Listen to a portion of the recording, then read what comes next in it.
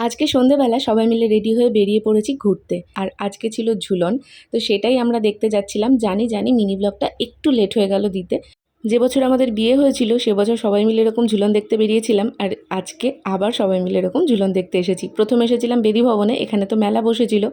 বেদি ভবনের ঝুলন আমি এই প্রথম দেখছি, আর এত বড় করে যে ঝুলন হয় সেটাও কিন্তু আমি লাইফে ফার্স্ট টাইম দেখলাম। এক সাইডে হচ্ছিল ঝুলন, তার সাথে নাটক। সেটা দেখার পর চলে এসেছিলাম মেলার ভেতরে।